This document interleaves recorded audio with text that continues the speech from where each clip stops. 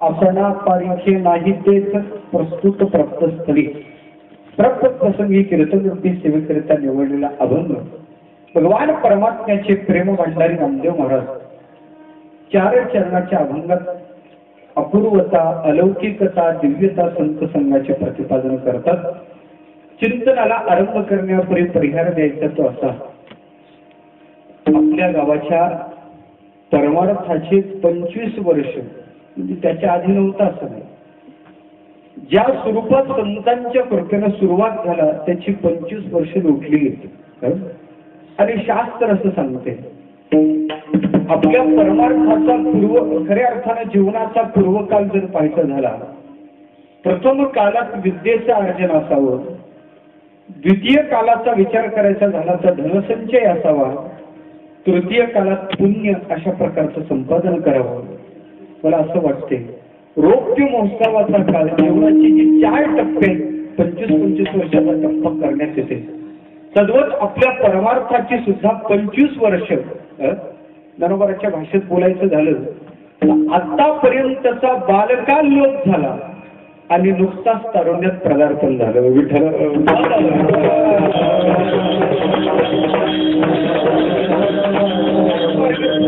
चिंतन त्या योग्याच्या संबंधानं केलेलं. नरोबरा सांगतात कोणती बाळपणाची जी अल्लडपणा जो आहे तो निघून जातो. सुरुवातीचा परमार्थ प्राथमिक अवस्थेतला परमार्थ तो काही एवढा विशेष नसतो, पण ती प्रयोजिका असते म्हणून त्या परमार्थाला महत्व द्यायचं. पहिलीतच विद्यार्थी गेला नाही तर समोर तो शिकणार नाही ना, म्हणून तो पहिलीच जाणं गरजेचं आहे. तसा प्राथमिक काल संपला आणि उत्तर खऱ्या अर्थानं मध्य कालात तरणा भाग्यवंत, तसं तरणा परमार्थ अर्थात 25 वर्षापासून ते 50व्या म्हणजे स्वर्ण महोत्सवापर्यंत त्याला तारुण्य असते अशा परमार्थाचा आरंभ झाला. गावाचं मुलगी आहे. विशेषतः आपली जर पत्रिका पाहिली तर लक्षात येईल या पत्रिकेत देवतेचे फोटो फार कमी आहेत, पण या पत्रिकेचा विशेष पाहायचा झाला तर संतांची गर्दी जास्त दिसते. सद्गुरू जोग महाराजांचा फोटो आहे, संत श्री भगवान बाबाचा आहे, देवसिंग बाबाचा फोटो आहे, आधी करून सगळे संत मंत वामन भाऊचा फोटो आहे, त्याच्यानंतर उत्तरेश्वर माऊलीचा फोटो आहे. संतांची गर्दी पाहिली आणि संतांच्या संघात आपलं जीवन गेलं, संतांच्या कृपेनं आपलं जीवन परमार्थात उतरलं, त्यांच्या कृपेची आवश्यकता आहे. 25 वर्षाचा काल संतांच्या संघात घालवला. आता 25व्या वर्षात तरी आतापर्यंत गेलेल्या कालाच्या वेगळं काय सांगायचं, म्हणून त्यांच्या संघात प्राप्त झालेलं सुख शब्दात कथन करायला जमत नाही. असे असा अभंग आहे. विठ्ठल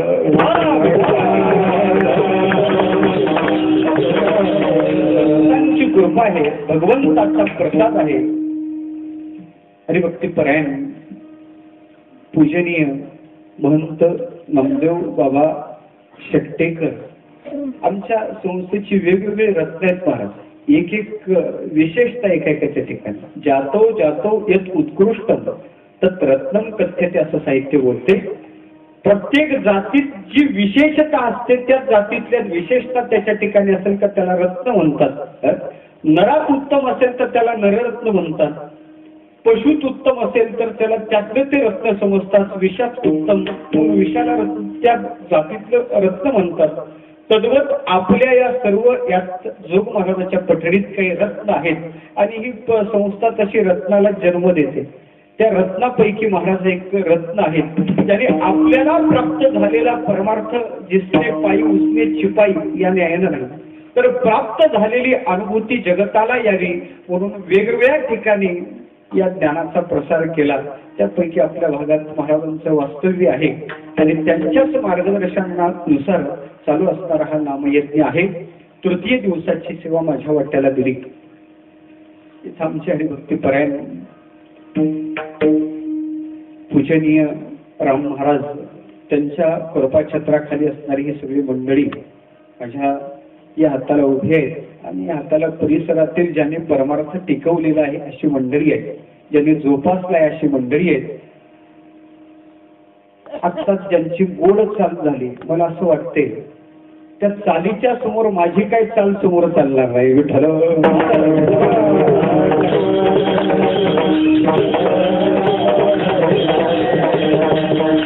निश्चित आहे का ज्या संतांच्या सहवासात प्राप्त झालेली अनुभूती कथन करायला काही हरकत नाही. मानवी जीवन आगळं वेगळं जीवन आहे देवा. मानवी जन्माचा विचार करा. देवाने तर तसं शास्त्र असं सांगते 3 गोष्टी प्रामुख्यानं दुर्लभ आहे. पहिली गोष्ट मनुष्यत्व दुर्लभ आहे. दुसरी गोष्ट मुमुक्षुत्व दुर्लभ आहे. आणि त्या मुमुक्षुत्वाला परिपूर्तीकडे नेण्यासाठी संताचा आश्रय संघ प्राप्त होणं त्याहीपेक्षा दुर्लभ. विवेक चुडामणीत आचार्य बोलतात दुर्लभो त्रयमैव देवानुग्रह हेतुकम मनुष्यत्व मुमुक्षुत्व महापौरुष संशया. मनुष्यत्व दुर्लभ आहे. इतकी सोपी आपल्याला ही योनी प्राप्त झाली. भावना देवा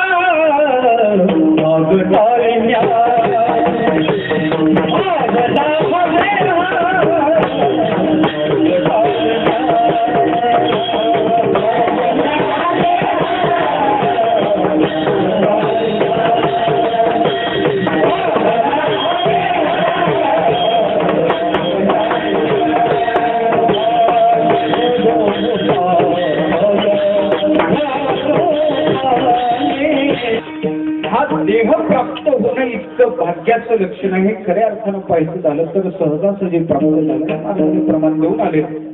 एखाद्या आंधळ्याने सहज टाळी वाजवावी आणि त्याच्या हातात कावळा सापडावा.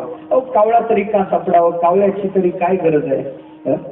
याचा अर्थ राजाला काहीतरी औषधाची अपेक्षा राजाने तशी सूचना द्यावी आणि सहज ती दौंडी ऐकून टाळी वाजवल्यानंतर कावळा प्राप्त व्हावा. तद्वत प्राप्त झाला. अचानक प्राप्त झाला. एक समूह भगवान परमात्म्याने इतर सृष्टी निर्माण केली. देवा अवलोकन केलं नाही समाधान वाटलं.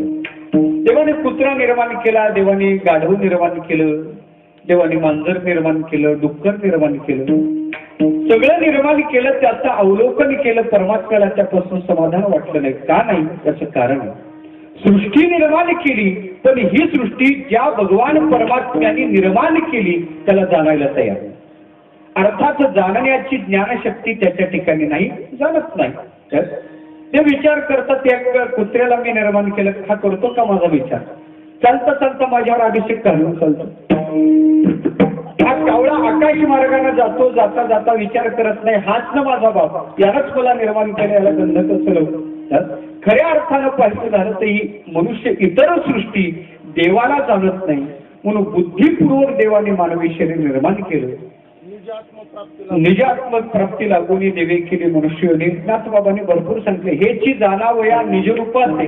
तिथून ज्या ओव्याला आरंभ झाला तर भगवान परमात्म्याने सगळं त्याचं चिंतन सांगितलं का आत्मज्ञान प्राप्तीसाठी भगवत प्राप्तीसाठी उद्धारासाठी भगवान परमात्म्याने मानवी सृष्टी निर्माण केली. म्हणून तर भगवान ज्ञानोबा सांगतात तुम्हाला मानवी शरीर प्राप्त झालं ना ही मानवी सृष्टी देवाने उद्धारासाठी देवाला जाणण्यासाठी निर्माण केली. याच सृष्टीच्या योगाने आपण आपला उद्धार करून घेणं शक्य आहे. म्हणून बाबा या संसाराचं बंधन जुगारून द्या आणि आपली सोडवणूक करून घ्या. ज्ञानोबा जसं सांगतात तसं कुरुक्षेत्राच्या रणांगणावर भगवान परमात्मा सुद्धा अर्जुनाला हेच आवर्जून सांगतात अर्जुना तुला उद्धाराची सामुग्री प्राप्त झाली.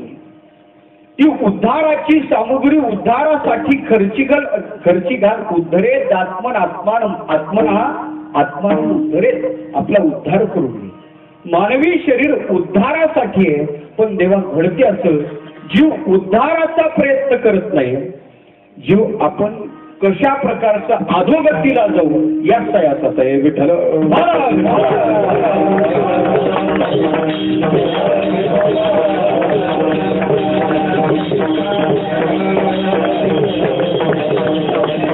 महाराजचा प्रयत्न कर. मी तुम्हाला विचारतो पाणी खालून वर नेणं सोपं का वरून खाली आणणं सोपं? सायास कशासाठी? खालून पाणी वर नेण्यासाठी त्याला मोटर पंप लागतो. त्याच्यासाठी काही सायास करावे लागतात. तसं आपल्याला सुद्धा उद्धार करून घ्यायचा झाला तर सायास करावे लागतात. पण जीव सायासात पडत उद्धाराच्या दिशेनं नाही. आपण खाली कसं जाऊ यासाठी जीवाचे सायास आहे. करू नाही ते करणं, खाऊ नाही ते खाणं, पिऊ नाही ते पिणं, मानवी शरीर प्राप्त झालं, पण त्या साधनाने साध्यापर्यंत जाण्याचा साधकाचा विचार नाही, तो अधोगतीला कसं जातो यात त्याचा वेळ होत आहे. उदाहरण समजून जाईल. एका गावात असंच कीर्तनाच्या निमित्तानं जाणं झालं. कीर्तन करता करता करता करता थोडं व्यसनाच्या संबंधानं बोलण्यात आलं. का बाबा जीव व्यसन करत असेल, व्यसनाने जीवाची कशी अधोगती होते चिंतन मांडल्यानंतर महाराज काही जणांना पटल्यानंतर त्यात एका माऊलीला पटलं. तिला सांगितलं म्हणे महाराज उद्या तुम्ही जाता जाता आमच्याकडून तेवढा घरी येऊन चहा घेऊन जा.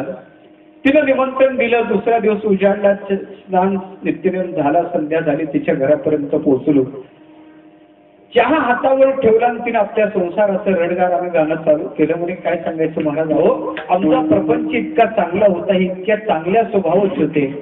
अलीकडे न जाणे यांना कोणाचे काय आमच्या संसाराला दृष्ट लागली, देव जाणे यांना वाईट संगती लागली आणि अलीकडे हे पिऊ लागले. सगळ्या संसाराची राख रांगोळी झाली, ती मांडू लागली. महाराज तिची करुणामयी कानी ऐकली, डोळ्यातून माझे अश्रू आले. तिनं सगळं सांगितलं. मुलाचं शिक्षण कसं बंद झालं, मुलीचं लग्न कशा प्रकारचं होऊ शकलं नाही, हे सगळं तिनं सांगितल्यानंतर मलाही वाईट वाटलं. तेवढ्या स्वारी सकाळी सकाळी डुलत आले, त्याचा हात धरला, जवळ बसवलं. विचारलं का हो, का पिता पिण्यात जर फायदा असेल तर सांगा, आम्ही आमच्या माळा काढून तुमचा अनुग्रह घेऊ. फायदा असेल तर आज तुमचा अनुग्रह घ्यायला काही हरकत नाही.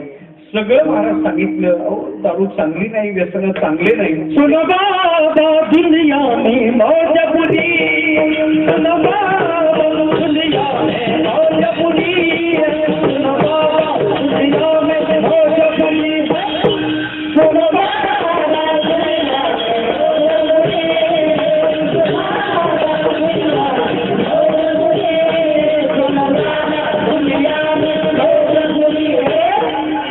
राम नाम बिन सुने संख्या, सुन ले मूरख राम नामी.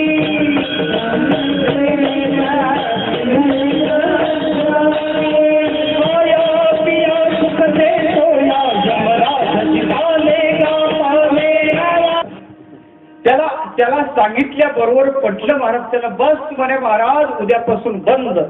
बंद म्हणल्यानंतर मला इतका आनंद वाटला. देवा एखादी ओळी कळली नाही तर ओळी कळली तरी जेवढा आनंद होत नाही तेवढा त्या शब्दानं मला आनंद वाटला. बस उद्यापासून बंद. जसे शब्द माझ्या कानावर पडले तसं त्याची पत्नी घरात स्वयंपाक करत होती, तिच्या कानापर्यंत गेले. बस उद्यापासून बंद शब्द ऐकून ती स्वयंपाक घरातून धावत धावत माझ्यापर्यंत आली. मला विचारलं म्हणे महाराज त्यांना विचारा उद्यापासून बंद काय. मी विचारलं का हो उद्यापासून बंद काय. म्हणजे फुकटाचा चहा पिऊन फुकटाचे उपदेश करणारे महाराज लोक घरात घेणं बंद.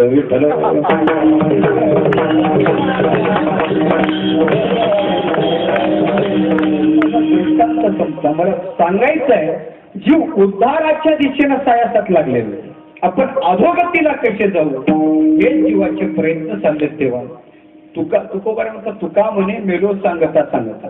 सांगायचं काय, संत सांगत सांगत गेले, मनुष्यत्व प्राप्त झालं. ही संधी आहे संधी. एकदा का ही संधी सोडली का पुन्हा आता मागवता येईल फेरा नाही का. उलट मग मात्र आपल्या जीवनात पछतावा दुःख याच्या पलीकडे दुसरं काही नाही. मानवी शरीर कष्टानं प्राप्त झालं. ही संधी प्राप्त झाली पण ती आम्ही आंधळेपणानं ढवळत आहे. भगवान ज्ञानोबाने फार गोड दृष्टांत दिला. ज्ञानोबाने सांगतात कोणीतरी एक पंथस्थ वाटेनं जात आहे.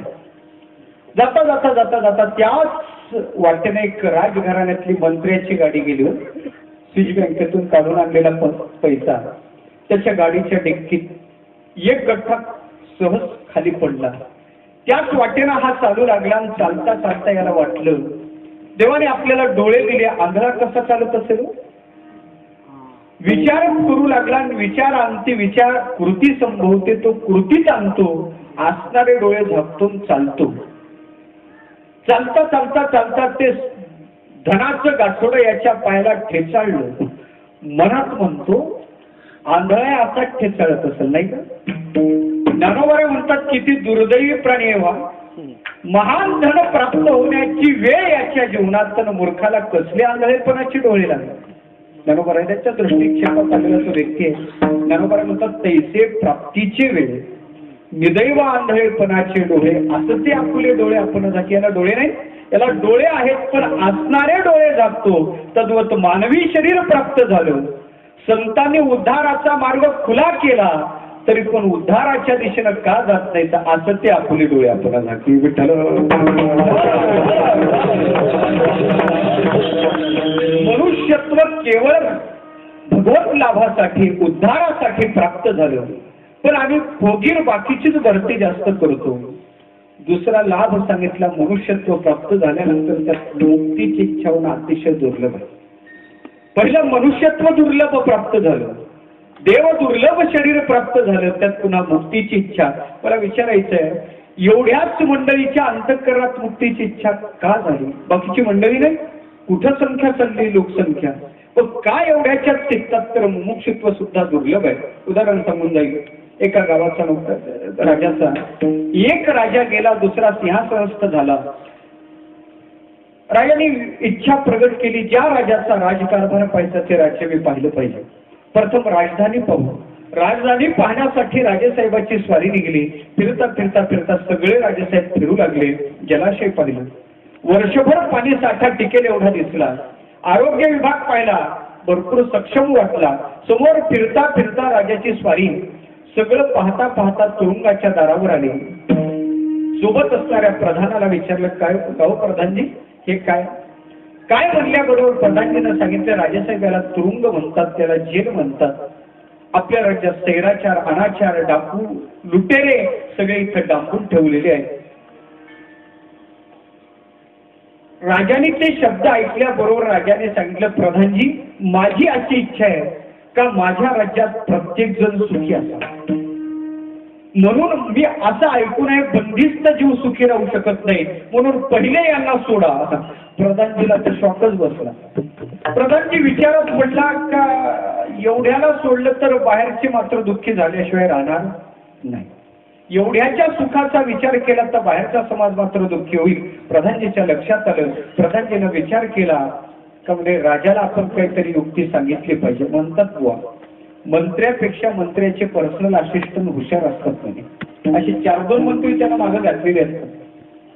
तेवढ्यात त्याने सांगितलं, अहो म्हणे राजेसाहेब तुमचा निर्णय चुकीचा आहे, तुम्ही यांना सोडलं तर समाज दुःखी होईल, ते लुटतील, डाके टाकतील, लोकांना त्रस्त करतील, बाहेरचा समाज मात्र दुःखी होईल. राजाचे असे विचार हे व्यापक पाहिजे, ज्याचे श्री कारभार बुद्धी सार तयाचे सांगू लागले. मग प्रधानजीला विचारलं, मी काय करू? म्हणे तुम्ही असं करा, सगळ्यांना सुखी करायचं तर सगळ्याच्या इच्छा पूर्ण करा. इच्छा पूर्ती झाली तर सगळे जीव सुखी राहतील. प्रधानजीनं दिलेला सल्ला राजाला पटला. विशिष्ट दिवस नेमला. पहिल्या तुरुंगात असणाऱ्या कैद्याच्या इच्छा पूर्ण करायच्या राजाने ठरवलं. सगळे कैदी समोर आहेत. प्रधानजी प्रास्ताविक करतात, आपल्या राज्याचे नवीन राजे फार दयाळू, ते सगळ्यांच्या इच्छा पूर्ण करणार, तरी प्रत्येक कैद्याने येऊन आपली इच्छा प्रगट करा. कैदी नंबर 1, काय इच्छा आहे? घरी 4 भाकरी खायची, इथं 2च भेटतात, बरोबर, म्हणजे याला 4 भाकरी द्या. कैदी नंबर 2, काय इच्छा आहे? म्हणजे घरी तंबाखूचं ते बिंडल पुरायचं नाही, इथं तंबाखू भेटत नाही, म्हणजे याला पोत्यानं तंबाखू द्या. काय ना सांगितलं बिड्या पाहिजे, काय ना सांगितलं ढेकणं फार आहेत, म्हणजे ढेकणाचं औषध द्या. काय ना सांगितलं मच्छर फार आहेत, म्हणजे मच्छरदाणी द्या. काय ना सांगितलं खाली झोप येत नाही, गादीची व्यवस्था करा. सगळ्यांनी हे मागत मागत गेले. शेवटी एक कैदी राहिला. राजे त्याच्याकडे पाहतात. तो कैदी समोर आला, मान खाली आहे, हात सोडलेले. राजाला विचारतात, राजेसाहेब तुम्ही माझी इच्छा निश्चित पूर्ण करणार? म्हणे बाळा, त्यासाठी या कार्यक्रमाचं आयोजन सांग, काय तुझी इच्छा आहे? म्हणे एकच इच्छा आहे, आतापर्यंत मी आत राहून कंटाळलो, मला मुक्त कर. आत राहून कंटाळलो, मला मुक्त करा. मला विचारायचं आहे, बाकीच्या कैद्यानं जर ही इच्छा प्रगट केली असती तर घरी 4 भाकरी भेटल्या नसत्या, घरी गादी भेटली नसती, घरी तंबाखू भेटले, हे सगळं भेटलं असतं. पण शास्त्र सांगते का मुमुक्षुत्व दुर्लभ आहे. विठ्ठल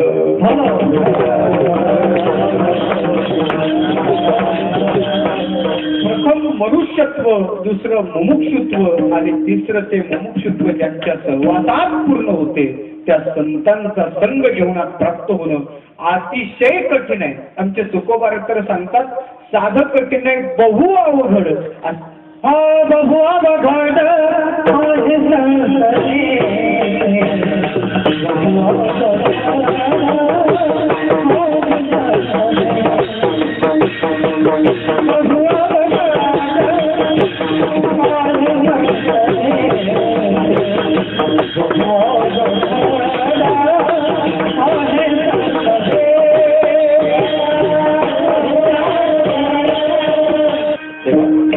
मनुष्यत्व मुक्षत्व त्याही पेक्षा दुर्लभ संतांचा संग अतिशय दुर्लभ.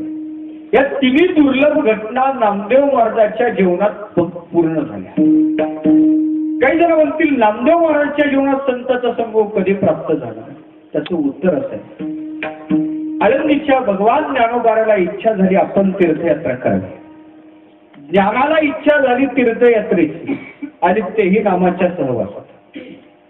आळंदीचे भगवान ज्ञानोबाराय पंढरपूर क्षेत्री आलेले. नामदेव महाराजांनी ज्ञानोबाराला पाहिलं, साष्टांग दंडवत केलं. दंडवत घातल्या महाराज नामयाची व्यक्ती ज्ञानदेव आले. तीर्थावीत प्रसंग आहे. लोटांगण घातलं, क्षम कुशलता विचारली, मध्येच येण्याचा प्रयोजन विचारलं.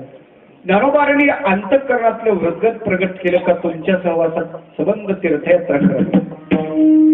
ज्ञानोबारांनी प्रगट केल्याबरोबर नामदेव महाराज विचारात पडले. नाही म्हणावं तर समोर ज्ञानोबार आहे आणि हो म्हणावं तर क्षणभर सुद्धा पंढरीनाथाला सोडून करमत नाही, करायचं काय.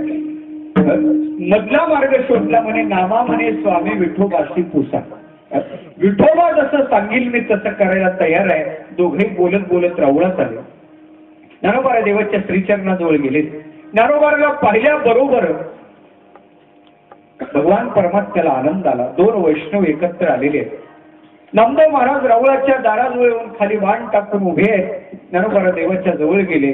ज्ञानोबाराला पाहिल्याबरोबर देवाने कडकडून मिठी ज्ञानोबाराला दिली. मिठी दिल्याबरोबर ज्ञानोबारा देवाला मात्र नामदेव महाराज दारात दिसतात. नामदेव महाराजांकडे देवाने पाहिलं. नामा दररोज लढेवाळपणानं माझ्यापर्यंत तो आज नामा का आला नाही, नामा का खिन्न आहे देवाला कळलं नाही. तेवढ्यात ज्ञानोबाराने आपलं हृदगत प्रगट केलं. देवाला लक्षात आलं का नामदेवाला मला सोडून जायचं नाही. देवाने सांगितलं नामदेव महाराज ज्ञानोबाराच वेगळे नाही. तो देव म्हणे नाम पाहे,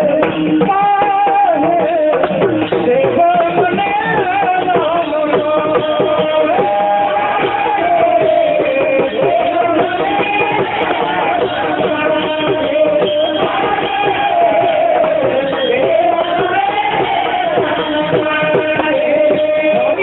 महाराजाला सांगितलं ज्यांनी तुमच्या भेटीची अपेक्षा केली ते ज्ञानोबार आहे आणि मी वेगळा नाही. तो आणि मी नाही तुझा ज्ञानदेव आत्मा माझा. देव सांगतात किती प्रेम आहे देवाच्या चित्तात वैष्णवाच्या विषयी. देवा ज्ञानोबार आहे माझा आत्मा आहे असं म्हणल्याबरोबर नामदेव महाराजांचा नाविलाज झाला.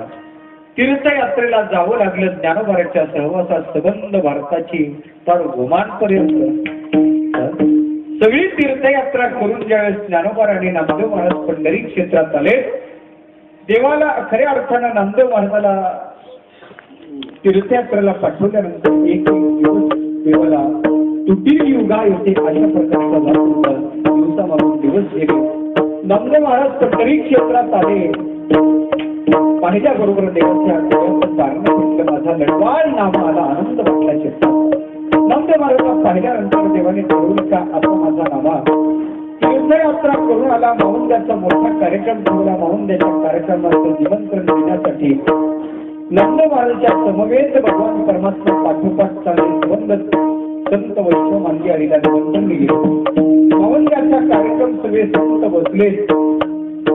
देवानी स्वतः त्यात वाचन केलं. सगळ्या संतांनी भोजन केलं. देव भूदेव ब्राह्मण सगळे जेवले आणि जेवल्यानंतर काही साधक मंडळी आणि नामदेव महाराज एकांतात बसले. बसल्याबरोबर काही साधकांनी नामदेव महाराजांना विचारलं का हो नामदेव महाराज इतका काळ तुम्ही संतांच्या अर्थात ज्ञानोबाराच्या सहवासात घालवला. त्या ज्ञानोबाराच्या सहवासात तुमचा काळ गेला, तुम्हाला त्या ज्ञानोबाराच्या सहवासात काय अनुभूती आली का? त्या ज्ञानोबाराच्या सहवासात तुमच्याला काही अनुभव प्राप्त झाला का? तुम्हाला काही लाभ झाला का? नामदेव महाराजांनी सांगितलं, भल्या माणसा, त्या ज्ञानोबाराच्या सहवासात प्राप्त झालेला लाभ तुला काय सांगू? आपण कसं पहिले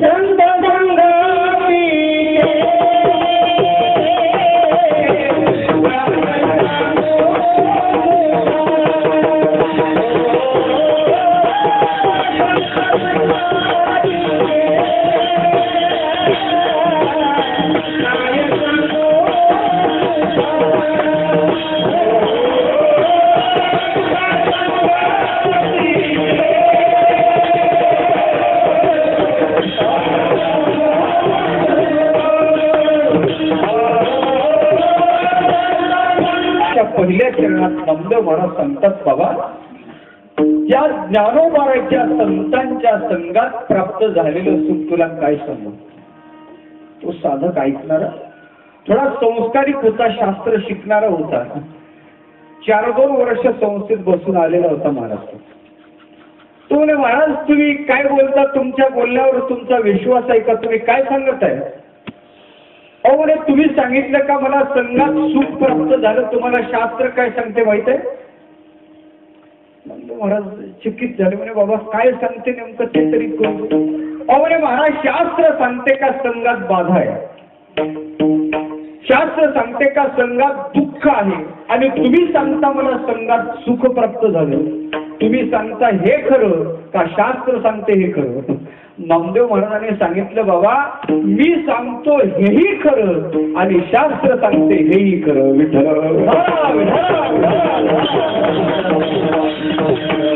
महाराज, नेमकं तुम्हाला म्हणायचं काय? संघात सुख आहे का दुःख आहे? आम्हाला नेमकं कोण द्या. संघात सुख आहे का? शास्त्र बोलते संगी ही बाध्यते लोका निसंगे सुख उष्णते. संघात गेल्यानंतर बाधा निर्माण होते असं पंचदशी बोलते. आणि तुम्ही सांगता का मला संघात सुखलाभ झाला? तुमचं घर काय शास्त्र खरं? नामदेव महाराजांनी सांगितलं, शास्त्र त्याला म्हणतात जे चुकूनही चुकत. उलट पक्षी जगताच्या चुका नीट करण्यासाठी प्रगट झालं असते, त्याला शास्त्र म्हणतात. मग महाराज, शास्त्र जर चुकत नसेल तर तुमची आलेली अनुभूती खोटी, तुम्हाला आलेला अनुभव खोटा आहे. नामदेव महाराज सांगतात, मला आलेला अनुभव सुद्धा खोटा नाही. माझा जो अनुभव आहे तो परमात्मक आहे. विठ्ठल महाराज, तुमच्या या वाक्याने आमचा गोंधळ उडून गेला. नेमकं सांगा, संघात सुख आहे का दुःख आहे? महाराजांनी सांगितलं, संघात सुख आहे दुःख आहे. अहो बरं महाराज, एक काहीतरी सांगा. तुमचं बोलणं कसं होत आहे माहित आहे का? एक चिमणी निघली वाटेल, जाता जाता जाता जाता त्याच्याजवळ महाराज तांदूळाचा कण तोंडात आहे, तांदूळाचा एक दाणा घेऊन निघलेली आहे. जाता जाता जाता जाता तिला तुरीचं शेत दिसलं महाराज. आणि त्या तुरीच्या शेतात नेमकेच तुरीचे काही कण पडलेले दिसले, डाळ दिसली. खाली उतरले, तिला वाटलं केवळ त्या तांदूळच नेला तर भातच होईल. भात कशासोबत खायचं म्हणे? खाली उतरलं तर एवढी डाळ नेली तर सोबत खिचडी होईल, वरण भात होईल. त्या डाळीकडे गेली, डाळ उचलू लागली. डाळ उचलल्याबरोबर तोंडातला तांदूळाचा कण खाली पडायचा. तांदूळ पुन्हा ती तांदूळ उचलाय जायची तर डाळ खाली पडायची. कबीरजीच्या दृष्टिक्षेपात आली. कबीरजीनं सांगितलं, बाई एक काहीतरी, दोन्ही जमायचं नाही. चिडिया चावल ले चली, बीच में मिली दाल, चिडिया दो न बने, एक ले एक डाल. एक काहीतरी सांग का, डाळ तरी घे नाही तर तांदूळ तरी घे. तसं महाराज एक बोला, संघात सुख आहे का दुःख आहे? महाराजांनी सांगितलं, संघातच सुख आहे आणि संघातच दुःख आहे. म्हणजे महाराज आम्हाला पटलं नाही. पटून देतो. मनुस्मृती नावाचा ग्रंथ आहे. त्या मनुस्मृती ग्रंथात 5 महापाप्याची संख्या सांगितली. महापापी किती आहेत म्हणे? 5 आहे.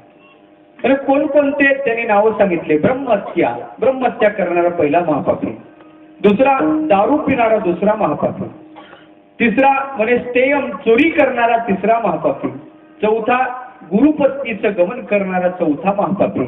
त्यांना विचारलं 5वा कोणता? नावं चौघाची सांगितली, संख्या 5 सांगितली. त्यांना विचारलं 5वा कोणता?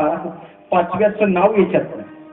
पहा तुम्ही श्लोक, ब्रह्महत्या सुरापान, ते गुरुंगना गमन महंती पातका न्याहू.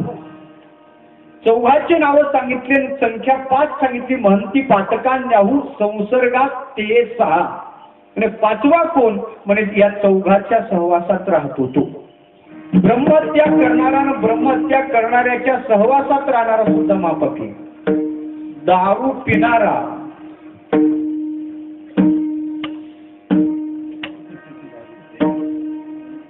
काही जण म्हणतात महाराज आमचं आणि त्याचं काही घेणं नाही हो, तो वेगळं जेवत होता टेबलवर आणि आम्ही वेगळं खात होतो. आम्ही सोबत राहिलं तरी आमच्या म्हणे शास्त्र सांगते बाबा, दर्शनात स्पर्शनात गमनात सहभोजनात त्या पापाचं संक्रमण. दारू पिणारा दारू पिणाऱ्याच्या सहवासात राहणारा सुद्धा महापापी आहे. महापापी संघात बाधा आहे. मी तुम्हाला संघात बाधा कशी सांगतो. संघात बाधा आहे अर्थात चोरी करणाऱ्याच्या सहवासात किंवा अनुमोदन देणारा, गुरुपत्नीचं गमन करणारा गुरुपत्नीचं गमन करणाऱ्याच्या सहवासात राहणारा 5 महापापी आहेत. मला सांगायचं संघात बाधा ही आहे. आणि संघातच मुक्तता आहे, सुख आहे हो म्हणे आहे. आचार्याला विचारा. आचार्य सांगतात सत्संगत्वे निसंगत्व, निसंगत्वे निर्मोहत्व, निर्मोहत्वे निर्द्वंद्वत्व, निर्द्वंद्वत्वे जीवनमुक्ती. जीवनमुक्तीपर्यंतचा प्रवास सुद्धा संघातच घडतो. म्हणून बाबा एका संघात सुख आहे तर एका संघात दुःख आहे, एका संघात बाधा आहे तर एका संघात परमात्मा लाभ आहे. म्हणून संघाचा विचार आहे. विठ्ठल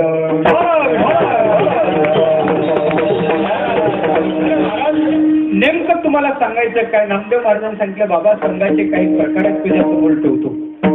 आपल्या मर्यादित वेळेत आपल्याला चिंतन करायचं आहे. जो बाधक आहे तो संघ कोणता करायचा नाही, त्याचं नाव आहे दुर्जनाचा संघ. एक आहे दुःसंघ, एक आहे विसंघ आणि एक आहे सत्संग अर्थात संताचा संघ.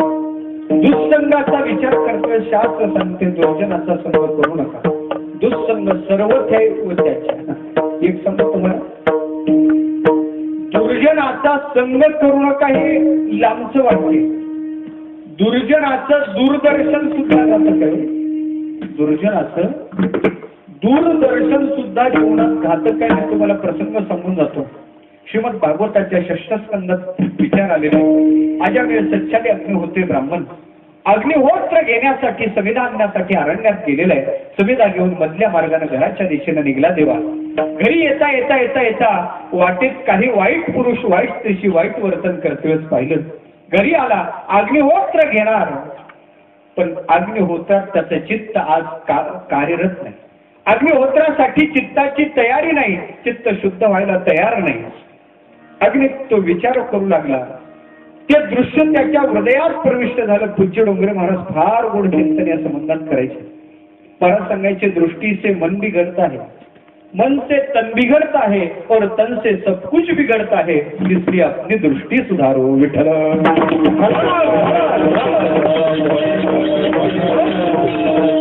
अग्निहोत्र विसरला, वेश्यागामी बनला, संग झाला नाही. अहो खऱ्या अर्थानं दुर्जनाचं दूरदर्शन घडलं तर त्याच्या जीवनात पतित झाला. दुर्जनाचा संग नको देवा. फार घातक आहे, फार घातक. त्या पंचतंत्रात काही कथा आल्या. एक पंथस्थ वाटेनं निघलेला आहे. उन्हाळ्याचे दिवस आहे. जाता जाता जाता ग्रीष्म ऋतूतला ते ऊन शरीराची लाही लाही होते. एका वृक्षाच्या बुंध्याला येऊन बसला. बसल्याबरोबर अंगाचा घाम बाहेर येत आहे. तेवढ्यात थंड हवेची झुळूक आली. अंगाला ते गारवा लागला, डोळा लागला, तसाच पडला हो. पडल्याबरोबर वृक्षावर असणाऱ्या एका पक्षाने पाहिलं. नाव आहे राजहंस. राजहंस पक्षाने विचार केला, हो सूर्याची तीव्र किरण याच्या चेहऱ्यापर्यंत जातात, याची झोप मोडेल. आपले दोन्ही पंख पसरले. ती तीव्र किरण आपल्या पंखावर घेतली, ती चटके आपल्या पंखाला घेतले आणि त्या पंखाच्या सावलीला तो ग्रस्त झोपलेला आहे. पण झालं देवा असो. काहीच वेळात दृष्ट प्रवृत्तीचा कावळा आला. त्याच फांदीवर बसला. बसल्या बसल्या त्याने देहधर्म केला. देहधर्म केल्याबरोबर खाली झोपलेल्या व्यक्तीच्या तोंडावरती विष्ठा पडली. सहज चेहऱ्याकडे हात गेला. ओलं काय पडलं म्हणून पाहतो तर पक्षाची विष्ठा दिसली. राग आला. दगड घेतला. दगड वर भिरकावला. वर भिरकावल्या बरोबर तो कावळा उडून गेला. राजहंसाने पंख पसरले. वरवी दगड लागला. राजहंस खाली कोसळला. आणि तडफून तडफून राजहंस मेला. मला विचारायचं आहे, राजहंसाने कोणता गुन्हा केला त्याला प्राणाला मुकावं लागलं? कोणताच गुन्हा देवा त्यानं केला नाही. क्षणभर वाईटाचा समागम त्याच्या मरणाला कारण ठरला. विठ्ठल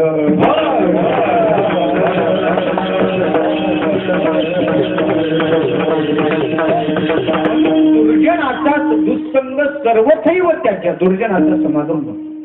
दुर्जनाचा समागम आपल्या जीवनात आपली हानी करणार आहे. बरं, तो एक फार गोड चिंतन केलं. तो सांगतो, अहो दुर्जन संसर्गात मानहानी पदे पदे. पदापदाला मानहानी होते. कसं? त्यानं फार गोड चिंतन केलं. पण एक पाण्याचा थेंब आहे. तो पाण्याचा थेंब तापलेल्या लोखंडाच्या सहवासात गेला देवा, त्याचं नामरूप शिल्लक राहत नाही. तोच पाण्याचा थेंब कमलपत्राच्या सहवासात गेला, मोत्यासारखा दिसतो, मोती होत नाही. पण तोच पाण्याचा थेंब त्याने ठरवलं नाही आपल्याला तापलेल्या लोखंडाचा सहवास करायचा, आपल्याला संग करायचा. तो शिंपल्याचा स्वाती नक्षत्रात करायचा. तो स्वाती नक्षत्रात शिंपल्याच्या आश्रयाला गेला, संघाला गेला. काय घडलो आता त्याचं? पाणी तर एकच, पाणी एकच आहे, पण परिणाम त्याच्यावर वेगवेगळा. का? संघ बदलला. भरतरी सांगतो, संतप्त अयसी संस्थितस्य पयसो नामापि न ज्ञायते. संतप्त म्हणजे तापलेले, आयस म्हणजे लोखंड आणि पयस म्हणजे पाणी. तापलेल्या लोखंडाच्या सहवासात गेलेलं कोणत्याही प्रकारचं ते पयस शिल्लक राहत नाही. नामापि न ज्ञायते. पण तोच कमलपत्रावर गेल्यानंतर मुक्ताकार तया तदेव नलिनी पत्र स्थितम राजते. राजते म्हणजे शोभतो. कधी? नलिनी पत्र स्थितम, कमलपत्रावर. मोत्यासारखा शोभतो, पण मोती होत नाही. त्याला मोतीच व्हायचं झालं तर स्वात्या सागर शुक्की मध्य पतितन तन मौतिकम जायते. स्वाती नक्षत्रात त्यांना शिंपल्यात गेलं पाहिजे, तेव्हा तो मोती बनेल. पाणी एकच, पण परिणाम का त्याच्या जीवनात वेगवेगळा? संघ बदलला. विठ्ठल दुर्जनाचा समागम जीवनात नकोच. दुर्जनाचा समागम नकोच. काही जण म्हणतील, महाराज आम्हाला कळतो ना दुर्जन दुर्जन आहे, आम्ही जाणून त्याच्या सहवासात सावध राहू नको. तुकोबाराने सांगितलं, बाबा दुर्जनाच्या सहवासात तू जाणून जरी गेला तरी दुर्जन आपला प्रताप दाखवल्याशिवाय राहत नाही. त्याच्यासाठी तुकोबाराने फार दृष्टांत दिला. तुकोबाराने सांगितलं, तू हिरा पहिला का हिरा? काय हिऱ्याची परीक्षा आहे? आयरणीवर ठेवल्यानंतर घनाचा घाव टाकला तर आयरीला ठेवीचा ऐरणी हिरा ठेवीचा ऐरणी हिरा ठेवीचा ऐरणी हिरा ठेवीचा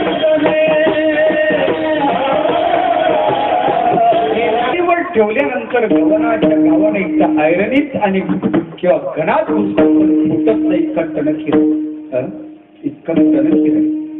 पण इतका जरी टणक हिऱ्यासारखं तुझं जीवन असलं तरी बाबा एवढा घनाच्या गावानं न फुटणारा हिरा बर्बाद होतो एकाच्या संघात केला.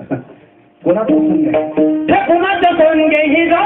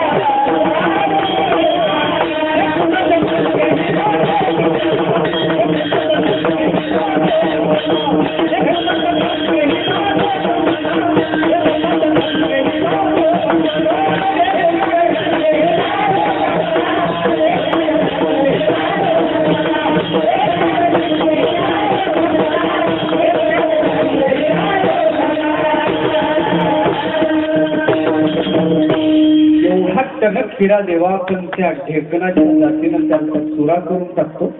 तो बंगीत होतो. ढेकून कळला का तुम्हाला? हेरकून कळला तर हिराचा चुरा कसा होते कळत. ढेकणाची प्रवृत्ती आहे, तो कासेत राहतो. कुठे राहतो? खटमल म्हणतात त्याला.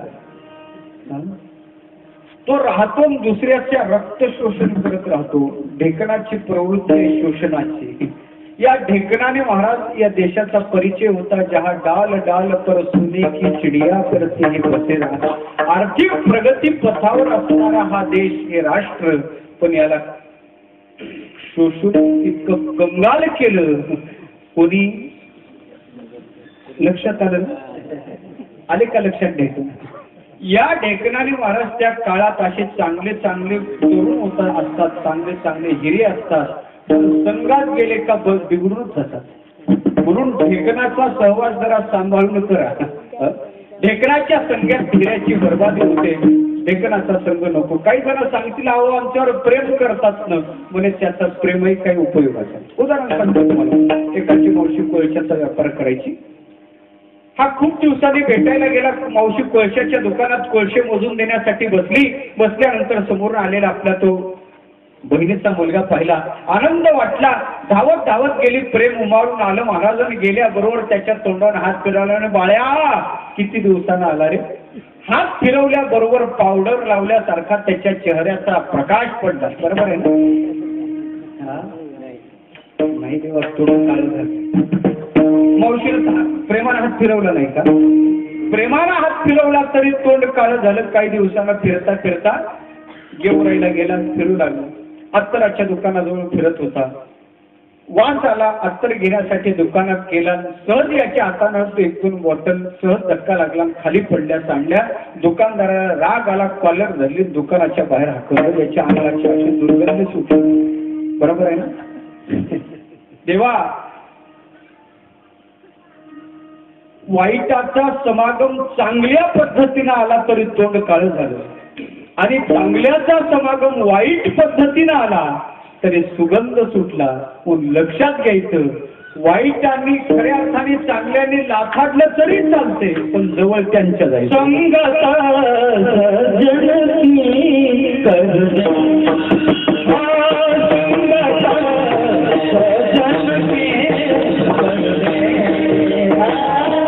आता समागम घातक काय तो नको संताच्या संघात आलं पाहिजे. संगत संत नक्की करले होत आहे.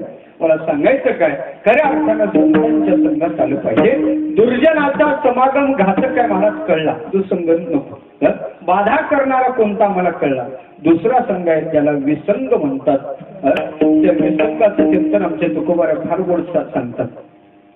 मराठी प्रांतातला मुलगा आहे आणि कर्नाटक प्रांतातली मुलगी आहे. पूर्वीचा मर्यादेचा काळ कुठं जुळलं देव झालं. मला असं बोलायचं. लग्न झालं. लग्न झाल्यानंतर ती नववधू नांदायला आली. तोही लाजाळू ही लाजाळू.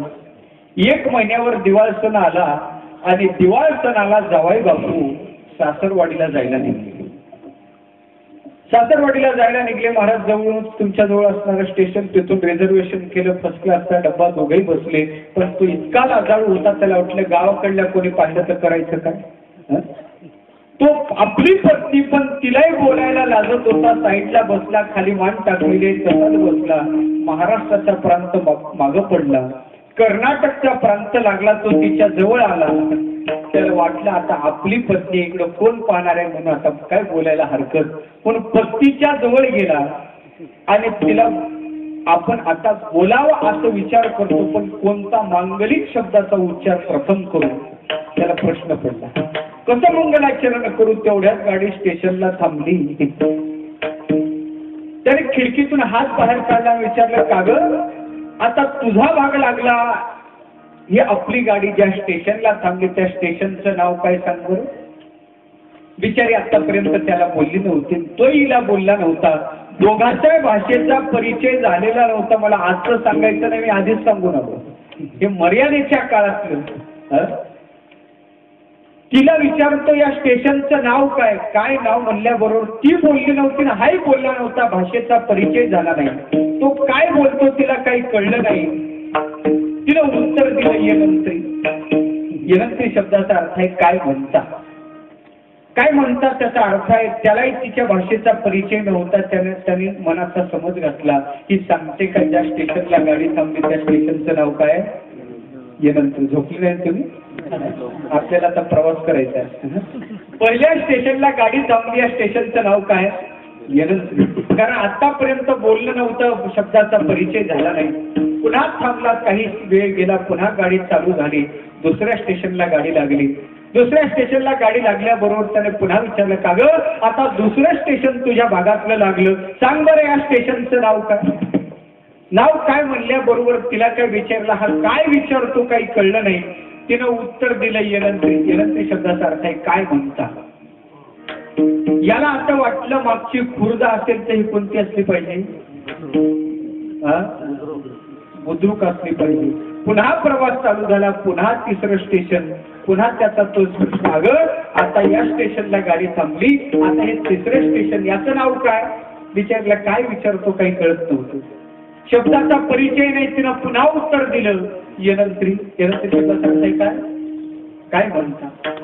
ती विचारते काय म्हणतात, तो म्हणून लागला खुर्द गेली, बुद्रुक गेली, तिसरी येनंत्री आली कुठून? मनात समज घातला का न जाणे मागच्या गावाला धरण असेल, धरणग्रस्त असतील, काय उठून बसले असतील म्हणून तिसरी येनंत्री. पुन्हा प्रवास चालू झाला, पुन्हा तिसरं चौथं स्टेशन, पुन्हा त्याचा तोच प्रश्न, पुन्हा त्याचं उत्तर कोणतं? येनंत्री. करता करता करता 4-2 स्टेशन गेले, पुन्हा त्यानं तो प्रश्न केला, अगं आता उठ बरं. 4 स्टेशन मागे गेले, आता आपली ज्या स्टेशनला गाडी आहे त्या स्टेशनचं नाव काय? विचारला, काय विचारतो काही कळत नव्हता, भाषेचा परिचय नव्हता. पुन्हा तिनं उत्तर दिलं येनंत्री. तो म्हणू लागला, हिच्या माहेरकाड काय एकाच नावाची गाव आहेत का काय? बरं पत्र पाठवलं तर कोणत्या येनंत्रीला जात असेल? पुन्हा मनाचा समज घातला देवा. पुन्हा 4-2 स्टेशन जाऊ दिले. पुन्हा महाराज पार 10 वाजत आले. गाडीत थांबल्यावर पुन्हा तिला उठवलं, अगं म्हणे उठ बरं. आता पहा खिडकीतून स्टेशनला गाडी, मोठं स्टेशन दिसते, या स्टेशनचं नाव काय? नाव काय म्हणल्यानंतर तिचं ठरलेलं उत्तर येनंत्री. याला राग आला. महाराज याला वाटलं हिच्या भागात आल्या कारणाने आपली मस्करी तर करत नाही ना. हात उचलला, एक कानाखाली पडला देवा. जसा कानाखाली पडल्याबरोबर ती रागावती म्हणते, या बडत्री, या बडत्री, या बडत्री, या बडत्री. या बडत्री शब्दाचा अर्थ आहे का रागावता. तो म्हणू लागला, अगं मार खाण्याच्या आधी सरळ सरळ सांगितलं असतं या स्टेशनचं नाव या बडत्री आहे, ते खाल्ली कशाला असते विठ्ठल.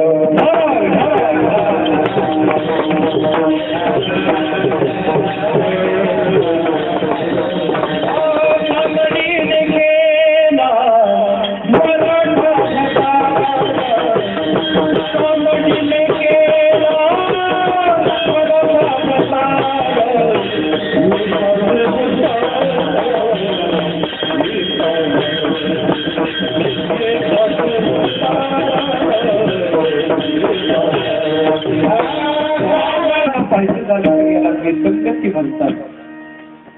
ही विसंगती सुद्धा नामदेव महाराज सांगतात आम्ही केली नाही.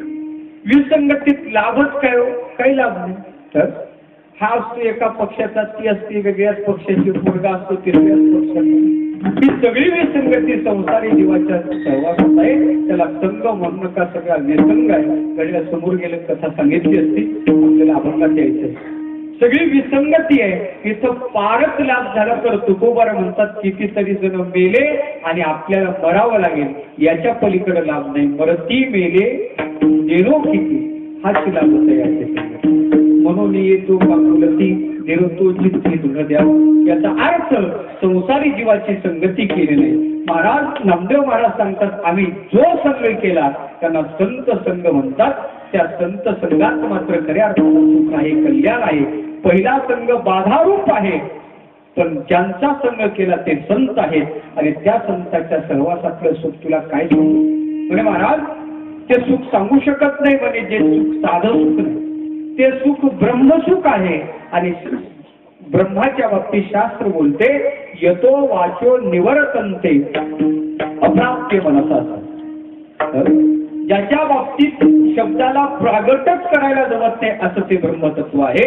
पण खऱ्या अर्थानं संतांच्या संघातलं सुख इतकं अगणित सुख आहे ते सांगू शकत नाही. महाराज पटलं, सुख संतांच्या संघात प्राप्त होते. आम्हाला कळलं, पण एक लक्षात घ्या, आम्ही त्या संतांच्या जातीचे नाही, आम्ही त्या संतांच्या गावचे नाही, आम्ही त्या संतांच्या भागातले नाही, आम्ही त्या संतांच्या नात्यातले नाही. खऱ्या अर्थानं सांगा, ते संतांच्या सहवासातलं सुख ते संत आम्हाला देतील का हो? नामदेव महाराजांनी सांगितलं, बाबा ते संत साधे नाही, त्यांच्या ठिकाणी आपपर भावच नाही. आपणा पारिखे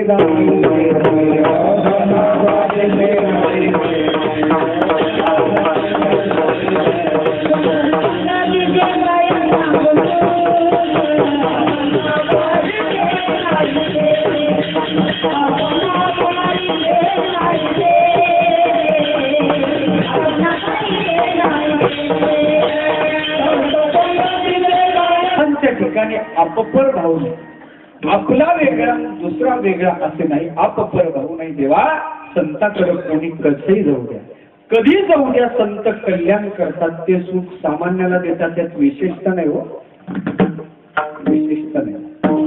महापापी महापापी महापापी जरी संतांकडे गेला तरी संत त्याला त्या सुखाचा लाभ करून देतात. ऐका, महापापी आहेत त्या महापाप्याला संतांचा संग प्राप्त झाल्यानंतर ते अनिर्वचन सुख प्राप्त होते, विशेषता नाही.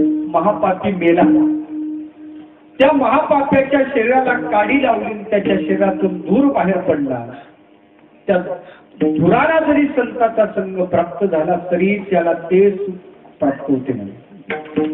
ऐका, तो महापापी मेला, त्याचा धुरही क्षमला शांत झाला, त्याच्या शरीराची राख झाली.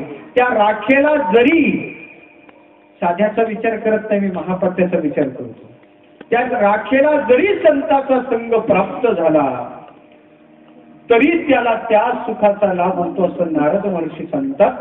नारद बोलतात, महापातक युक्तावा युक्तावा उपपातके परमपदम प्रयांते व महद्दी अवलोकिता कलेवरम तद्धुमम तद्भस्मम वापी सत्तमम.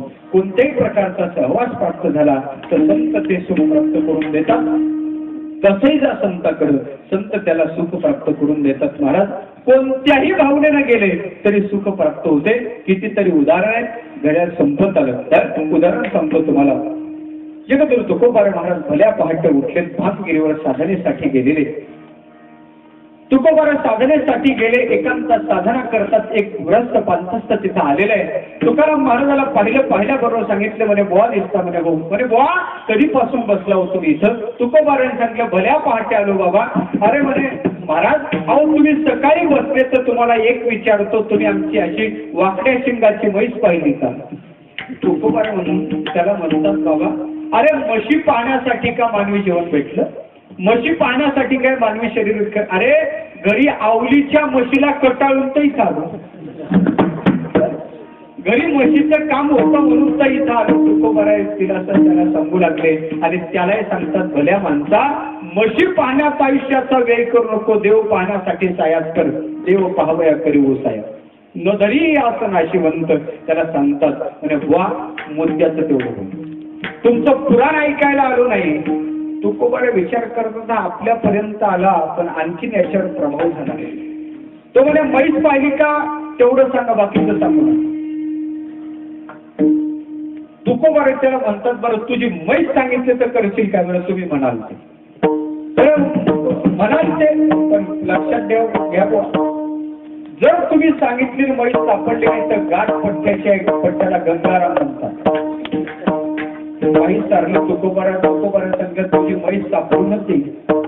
अरे तू माझ्यापर्यंत आला आणि पुन्हा म्हशी पाहण्यात जर आयुष्य घालू लागला तर कमीपणा तुझा का माझा? लोखंडाची कुऱ्हाड परिसाला तोडायला गेली आणि तोडायला गेल्यानंतर पुन्हा लोखंड रूपाने शिल्लक राहिली. कमीपणा कोणाचा?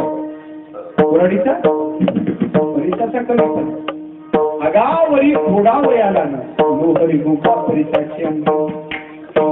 तो फोडते मी प्रसंगी सोन्याची झाला. तुम्हाला सांगायचं काय, तुकोबाला जा इथे इथं तुझी म्हैस आहे. तिथं पाहिलं आणि पाहिल्याबरोबर म्हैस तिथंच नेमकी सापडली. घरी गेला, म्हैस बांधली, दूध काढलं, चहा पिता पिता आठवण झाली का त्या बुवाला आपण शब्द दिला. डोंगरावर बसून त्या बुवानं आपल्या गावात जंगलातली म्हैस आपल्याला सांगितली. अर्थात कोणीतरी चांगला महात्मा असला पाहिजे. ज्या अर्थी सांगितलं त्या अर्थी या महात्म्याला विशेष अधिकार आहे. आपण त्याला शब्द दिला, तुम्ही म्हणाल ते करतो. धावत धावत त्याला पाय धरले आणि तुकोबाराच्या 14 टाळकऱ्यातला एक झाला, त्याचं नाव आहे गंगाराम बुवा मवाळ. मला विचारायचं आहे, शरण जाण्यासाठी आलता नाही, भलत्या भावनेनं म्हैस पाहण्यासाठी आलता. पण संघ प्राप्त झाला तर कल्याण झालं. धन्य धन्य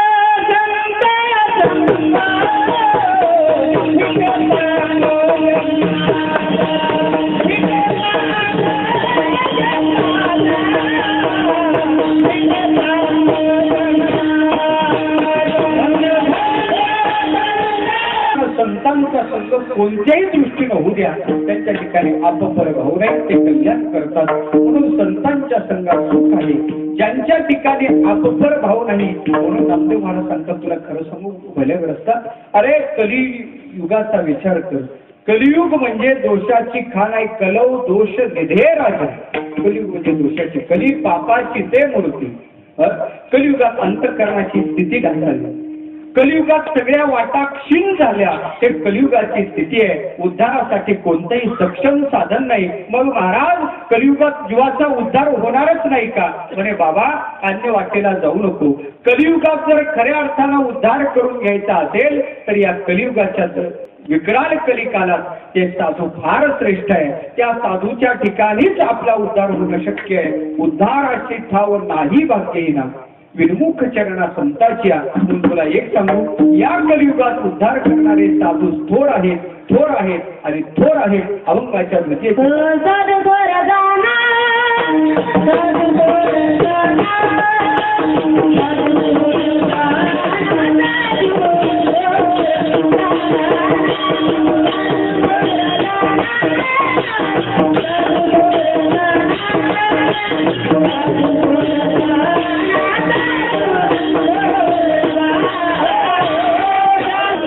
द्वितीय चरणात नामदेव महाराज सांगतात, कलियुगात खऱ्या अर्थानं साधू थोर आहे. म्हणून शक्य असतो नामदेव महाराज, मंत्री थोर जाणा, मंत्री थोर जाणा, मंत्री थोर जाणा. यमक बदलला असता तो नाही. त्याला माहित होतं का मंत्री थोर नाही. म्हणायचं झालं तर मंत्री ते तुम्ही म्हणा विठ्ठल.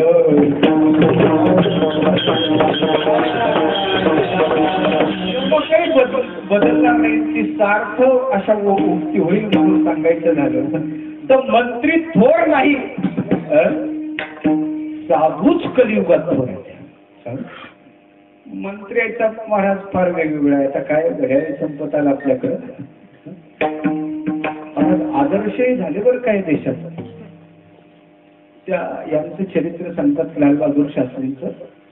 लालबहादूर शास्त्रीच्या जीवनाचा प्रसंग सांगतात. भारतीय संघ एकच होता. पंडितजी अध्यक्ष, शास्त्रीजी सचिव होते. सचिव पदावर बसलेला व्यक्ती कोट घालून, धोतर घालून त्या बैठकीला बसायचे. देशाचा कारभार शास्त्रीजी पाहायचे. पाहता पाहता कोट का वापरायचे याचं कारण होतं शास्त्रीजीला एक शर्ट आणि तेही छातीवर फाटलेलं. कोट शास्त्रीजी घालायचे. परिणाम असा झाला, एक दिवस हवा सुटली, कोटाचं बटन निघलं, कोट बाजूला पडला, फाटलं शर्ट दिसलं. पंडितजीच्या लक्षात आलं का देशाचा नेता आणि त्याचं शर्ट फाटकं चांगलं वाटलं. हा व्यक्ती मानी आहे, आपला परिस्थिती सांगणार नाही. पंडितजीच्या लक्षात आलं. मग पंडितजीनं त्यावेळेस मासिक 2 रुपये पगार शास्त्रीला चालू केला. किती? मासिक 2 रुपये. 2 रुपये पगार शास्त्रीच्या घरी यायचा. परिणाम असा झाला, काही दिवसानंतर शास्त्रीच्या घरी त्यांच्या नौकर त्याच्या मुलीचं लग्न. अंगावर पैसे मागण्यासाठी शास्त्रीजीकडे आला, हात जोडले. शास्त्रीजी अहो माझ्या मुलीचं लग्न आहे, मला अंगावर फक्त 3 रुपये पाहिजे, मी तुमचे काम करून फेडून देईल. शास्त्रीजीने हात जोडले, सांगितलं बाबा माझ्याकडे पैसे नाहीत, माझं बँक बॅलन्स नाही, मी तुला पैसे देऊ शकत नाही. तो हट्टाला पेटला म्हणे, स्वामी शास्त्रीजी अहो मी तुमच्याकडे काम करतो, दुसरीकडे मागू तरी कसं, मला तुम्हीच पैसे द्यायला पाहिजे.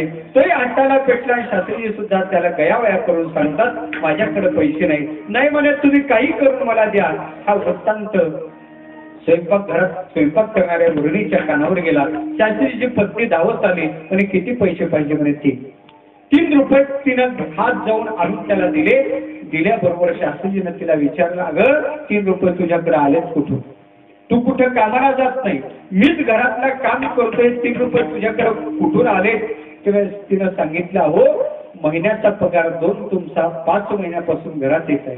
1 रुपयात मी घर धकवतो आणि 1 रुपया शिल्लक पडते, असे 5 रुपये माझ्याकडे जमा झाले, त्यातले 3 रुपये मी याला दिले. काय करायला पाहिजे नेत्याने महाराज, झोपले नाही तुम्ही. ताबडतोब पंडितजीला पत्र लिहिलं, संघाला पत्र लिहिलं आणि सांगितलं का माझ्या महिन्याचा मासिक खर्च आमच्या घराचा 1 रुपया, देशाचा 1 रुपया अधिक आमच्या घरात येतो, याच्यानंतर माझा मासिक पगार 1 रुपया असावा आणि आतापर्यंत देशाचे 5 रुपये आमच्या घरात अधिकीचे आले. 5 महिने मला देशाचा पगार सुद्धा नको. देशाचा नेता आहे विठ्ठल.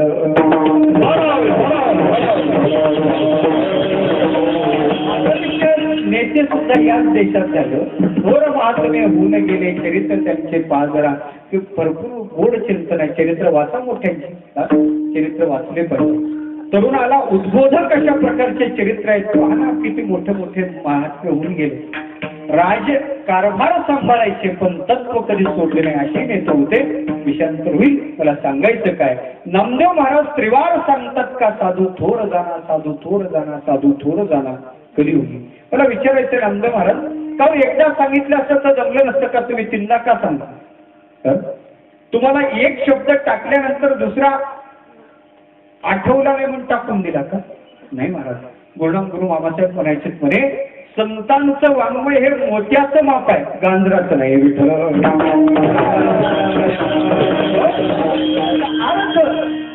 नामदेव महाराजांनी त्रिवारचा का सांगितला. संतांच्या वाङ्मयातला अनुस्वार सुद्धा व्यर्थ नाही. उगाच ज्ञानोबारांनी एका ठिकाणी एक टिंब टाकलं. ते टिंब टाकल्यानंतर साहित्यिकाची भांडण लागली म्हणे ज्ञानोबारांनी टाकलेलं टिंब अनुस्वार आदरार्थी आहे का अनेकार्थी, भाष्यकारांते का भाष्यकाराते, त्याच्यावर साहित्यिकाचा वाद लागला. त्याच्यावर एक ग्रंथ प्रकाशित झाला. संतांनी दिलेला टिंब सुद्धा व्यर्थ झाला. संतांच्या वाङ्मयाला सारभूतता आहे, अर्थ गर्भितता आहे. ते आहाच नाही बोल नाही. कितीतरी वाङ्मयाचे सिद्धांत, कितीतरी शास्त्राचे सिद्धांत आमच्या वाङ्मयात दृष्टांत म्हणून आले. लक्षात घ्या देवा, दृष्टांत हा कमी दर्जाचा असतो आणि सिद्धांत हा श्रेष्ठ असतो. सिद्धांत पटण्यासाठी दृष्टांत देतात. दृष्टांत सगळ्यांना माहीत पाहिजे असं साहित्य बोलते. लौकिक परीक्षकांना यस्मिनार्थे बुद्धिसाम्य दृष्टांत हा असं साहित्य सांगते. सांगणाऱ्यालाही माहीत पाहिजे. कल्पना करा, हा गुळ आहे, या गुळाचा दृष्टांत मला सांगायचा झाला तर त्या गुळाची गोडी तुम्हालाही माहीत पाहिजे, मलाही माहीत पाहिजे, तेव्हा तो दृष्टांत होतो. एका शास्त्राचे सिद्धांत जर ज्ञानेश्वरी दृष्टांत म्हणून आले तर ते शास्त्र किती प्रभावी असले पाहिजे. दृष्टांत कमी दर्जाचा आहे. खगोल, भूगोल, विज्ञान, तुमचं फिजिक्स, केमिस्ट्री, बायोलॉजी सगळे सिद्धांत ज्ञानेश्वरीत पाहायला सापडतात. पृथ्वी फिरत नाही, खऱ्या अर्थानं पाहायचं झालं तर सूर्य फिरत नाही, सूर्य स्थिर आहे, पृथ्वीच फिरते. हा गॅलिओनं सिद्धांत सांगितला. 12व्या शतकात आम्हाला ज्ञानोबा सांगतात ना तरी उदोस्ताचे प्रमाणे न चालता सूर्याचे चालणे ज्ञानोबा बोलतात. पाण्याला वेग दिला का त्याच्यापासून वीज निर्मिती करायला जमते. उदकाचे यावेळी लखलखीत ते जे दिसे ज्ञानोबा विजेचा शोध सांगतात.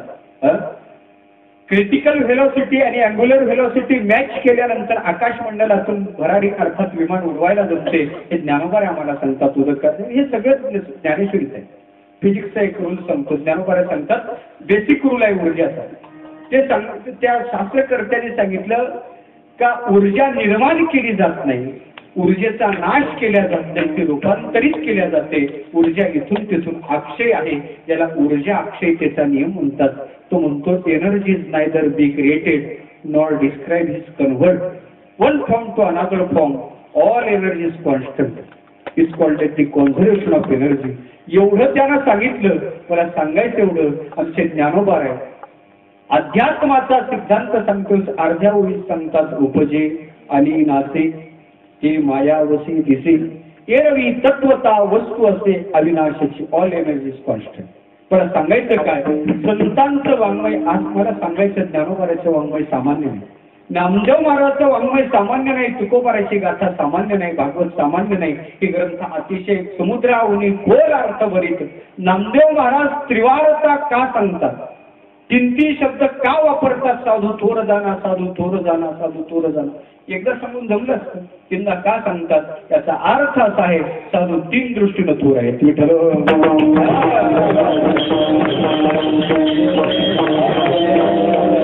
साधू सामान्य समाजापेक्षा थोर आहेत, तुमच्या आमच्यापेक्षा साधू थोर आहे. साधू देवापेक्षा स्वर्गस्थ इंद्रादी देवापेक्षा सुद्धा थोर आहेत एक सांगू. आणि जगाचा मालक असणारा भगवान परमात्मा त्याच्यापेक्षा सुद्धा साधू थोर आहे, त्रिवार साधू थोर आहे. म्हणून देवाला सांगतात देवा तुला आशीर्वादाची गरज आहे, तो आम्हाला दंडवत घाल, आम्ही तुला आशीर्वाद देतो, चाले नारायणा घाले दंडवत. मला सांगायचं काय देवाला सुद्धा अबाधित सामर्थ्य अंगात आहे आशीर्वाद देण्याचं. असे ते साधू तीन दृष्टीनं थोर आहेत. आणखी ऐका, साधू देशानं थोर आहेत, साधू कालानं थोर आहेत आणि साधू वस्तूनं थोर आहेत. काही जण म्हणतील देश काळ वस्तू परिच्छेद जसं ब्रह्म वस्तूला नाही, देश काळ वस्तू भेद मावळला आत्मा निर्वाळला विश्वाकर विस्तार करा. देशानं कसे मोठे, कालानं कसे मोठे आणि त्याच्यानंतर जर पाहिलं झालं तर वस्तूचा कसे मोठे. हा एकही परिच्छेद नाही, देश परिच्छेद नाही. तुका प्रभू देश विदेश भरिया नाही खाली देश. तुकोबारा सांगतात मी आणि एक देश नाही, अनोरणीया थोकडा तुका आकाश आहे. देश परिच्छेद काल परिच्छेद सुद्धा नाही त्यांना. संत काल होते, संत आज आहेत, उद्या. तुकोबारा आधी होते जन्माच्या पूर्वी, अवताराच्या पूर्वी. अवतार झाल्यानंतर आणि आज सुद्धा तुकोबारा आहे. काळे ज्ञानेश्वर महाराज होते, आज आहेत, उद्या राहणार आहे. संत तत्व नाश पावत नाही. मी मागे चिंतन करतोय, सांगून आलो, विस्तार करत नाही. संतांना काल परिच्छेद नाही, त्याला अधिक जिज्ञासा आहे. त्यांनी मोठ्या वेळ येऊन जरी सिद्धांत विचारला तरी आपण त्याला सांगू. आणि तिसरं सांगायचं झालं तर वस्तू परिच्छेद सुद्धा नाही. का नाही, रेड्याच्या पाठीवर आसूड मारल्यानंतर ज्ञानोबाराच्या पाठीवर उठत असेल तर वस्तुभेद सुद्धा त्यांच्या ठिकाणी नाही. तिन्ही परीक्षेत साधू होतच नाही. पण साधू थोर जाणा साधू थोर जाणा साधू थोर जाणा कलियुगी. आणखीन सांगतो साधू धनानं थोर आहेत, साधू मानानं थोर आहेत आणि साधू गुणानं थोर आहेत. विठ्ठल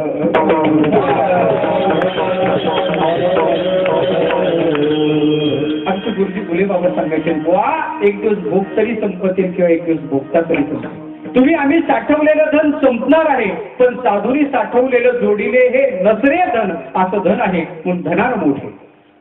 तुमचं आमचं धन वेगळं राहते, पण साधूचं धन धन रूपत्वेला प्राप्त करून देते. धनानं मोठे, मानानं कसे मोठे, साधा मान नाही. जगाचा मालक असणारा परमात्मा त्यांना दंडवत घालतो म्हणून ते मानानं मोठे. आणि ऐका शेवटी गुणानं सुद्धा मोठे. अहो आमचे तुकोबारे सांगतात त्यांच्याकडं औषधाला अवगुण नाही, औषधाला अवगुण. तुका म्हणे तैसा सज्जनापासून मिळेचे, तुका म्हणे तैसा सज्जनापासून पाहता अवगुण मिळेची ना. अवगुण नाहीच महाराज. चंदनाचा उदाहरण आहे, चंदनाचे हात पायही चंदन समोर गेली. मला सांगायचं काय तर खऱ्या अर्थानं गुणाच्या दृष्टीनं सुद्धा मोठे आहेत. म्हणे सगळ्या दृष्टीनं मोठेपणाचे जेवढे आवच्छेदक आहेत त्या सगळ्या बाबतीत साधू थोर आहेत. महाराज आम्हाला पटलं. मग त्रिवारचा आणखीन दुसरं एक कारण आहे. त्यांना का सांगितलं जाते, शेतात माल पिकला, माल पिकलेला घेऊन मार्केटला गेलो. कांदा म्हणा, काय तुमच्याकडे पिकते, ज्वारी, ज्वारी घेऊन मार्केटला गेलो. मार्केटला गेल्यानंतर भाव करणारा दलाल जवळ आला. जवळ आल्याबरोबर त्याने ते माल पाहिला, हातात घेतला आणि त्याचा भाव ठरवला. 20 रुपये एक वार, 20 रुपये 2 वार आणि 20 रुपये कोण एकदा म्हणून जमलं नसतं. तीनदा त्यानं उच्चार का केला त्याचं कारण आहे. त्याचा भाव फिक्स करण्यासाठी, त्या भावाचं दृढीकरण करण्यासाठी त्याला कितीदा उच्चारावं लागते, तीनदा उच्चारावं लागते. अर्थात त्याचं दृढीकरण करण्यासाठी व्यवहारात एखाद्या वस्तूचा उच्चार तीनदा करावा लागत असेल तर परमार्थात सुद्धा एखाद्या सिद्धांताचं दृढीकरण करायचं असेल तर तो सिद्धांत त्रिवार सांगावा लागतो. मी तुम्हाला उदाहरण देतो. भगवान ज्ञानोबा आहे, देवाच्या मुखात शब्द घालतात, अर्जुना ज्याच्या तोंडात ब्रह्मज्ञान आणि चित्तात विषयाची दलदल आहे अशाला मी प्राप्त होत नाही. तुला एकदा सांगतो, तुला तीनदा सांगतो. त्रिशुद्धी शब्द वापरला. आधी तोंड भरो विचारा, अंतःकरणी विषयासी थारा, दया नातुडे मी धनुर्धरा त्रिशुद्धी. तुला त्रिवार सांगतो, तीनदा सांगून दृढीकरण केलं जाते. तुकोबा नामदेव महाराजांना सांगायचं, बाबा या कलियुगात साधूपेक्षा दुसरं कोणी थोरच नाही. म्हणून महाराज सांगतात का साधूच थोर आहे. म्हणून तीनदा सांगितलं, साधू थोर जाणा, साधू थोर जाणा, साधू थोर जाणा. कलियुगी महाराज पटला मला, साधू थोर आहे पटलं. आता हे थोरपणाची आवश्यकता काय नाही सांगत. हे सगळे साधू दृष्टीने जर साधू थोर आहे, ज्यांच्या सहवासात सुखलाभ होतो, ज्यांच्या ठिकाणी अपपर भाव नाही, ते थोर आहेत आम्हाला पटलं. पण त्या साधूकडे जाऊन त्यांचा संघ आम्हाला प्राप्त करायचा, त्यांना ओळखायचं कसं, त्यांचं काही लक्षण आहे का, तर त्या साधूच्या लक्षणाचा विचार अभंगाच्या कवितेचा.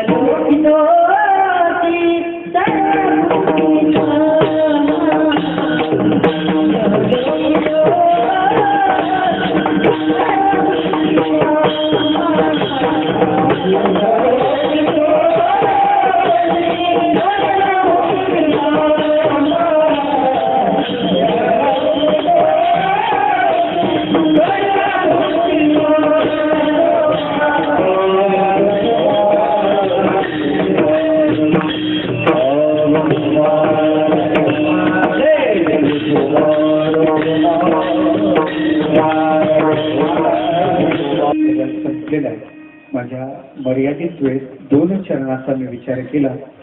3ऱ्या चरणाच्या संतांचं लक्षण सांगतात. ते संत कसे आहेत आणि इहलोकी तोच चकारो अन्य व्यावर्तक, अन्याची व्यावृत्ती केली आणि सांगितलं सर्वाभूती सम, सगळ्यांना सारखी वागणूक देतात. संतांच्या ठिकाणी भेद नाही.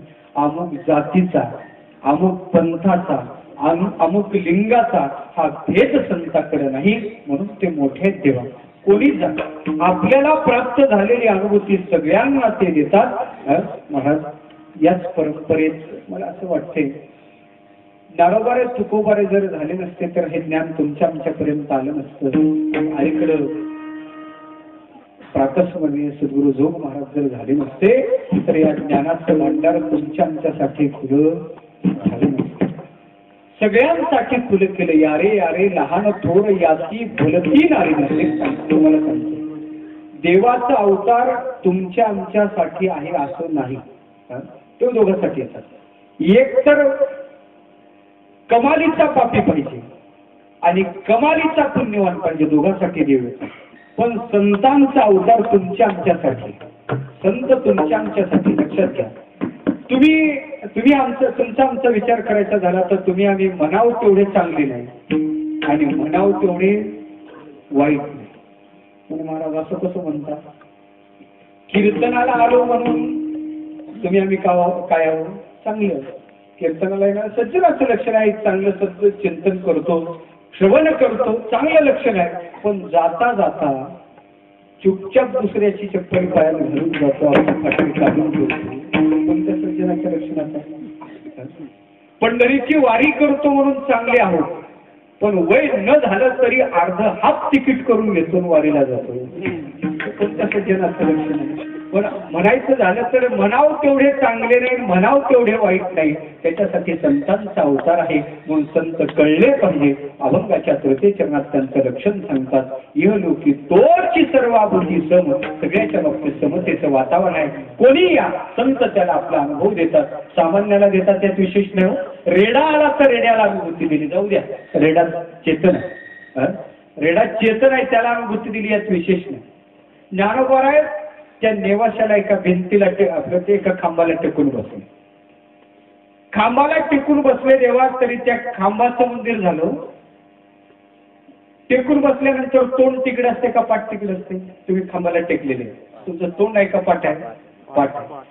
ज्या अर्थी खऱ्या अर्थानं जर ज्ञानोबाची पाठ लागली तरी त्याचं कल्याण होत असेल तर ज्ञानोबाने तोंड केल्यावर काय त्याचं झालं नसतं महाराज, शब्दात सांगायला जमायचं नाही. म्हणून इहलोकी तोच सर्वाभूती सम सर्व भूता. आचार्य सर्व भूताचं चिंतन करतात सदा आविर्भूत स्वरूपत्व. दगडात सुद्धा ते चैतन्य आहे, सदा आविर्भूत आहे. म्हणून सर्वाभूती सम. शरीराचा भ्रम ज्याच्या ठिकाणी नाही. शास्त्रीय भाषेत सांगायचं झालं तर त्यांना अहमध्यास नाही आणि ममध्यास नाही. आपला काय परका काय हा भेद त्यांच्या ठिकाणी नाही. सगळे त्यांना आपलेच वाटतात. आपला मुलगा दया करणे पुत्राची तेच दासा आणि दासे हे त्यांचा बोध आहे. सर्वाभूती सम.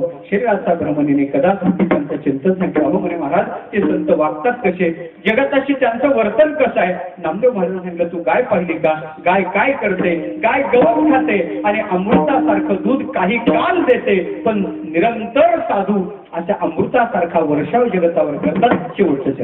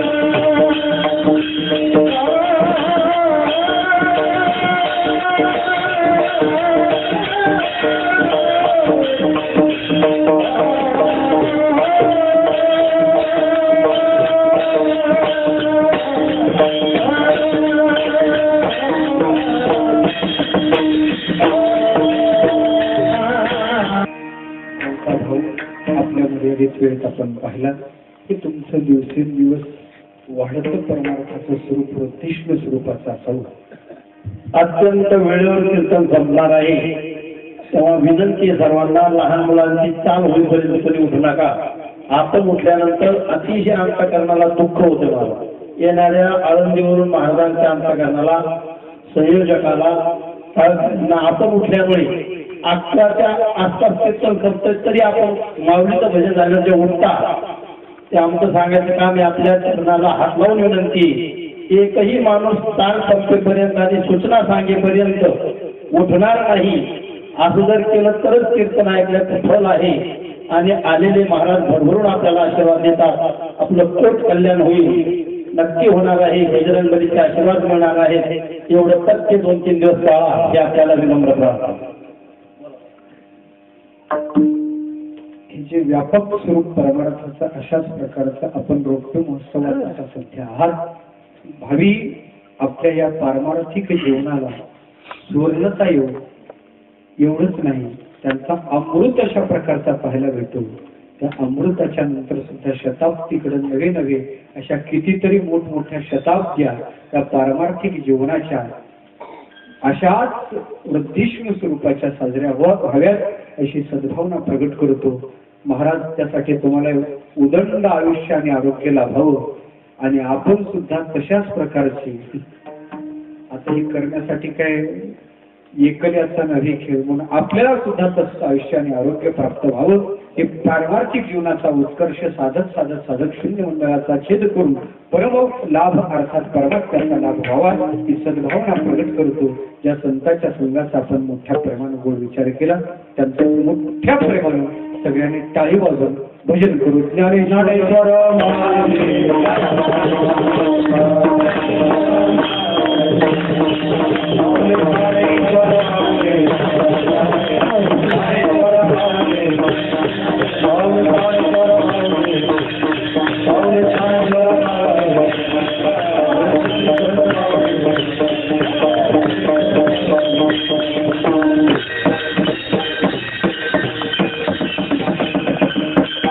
सर्व श्रोत्यांना लाख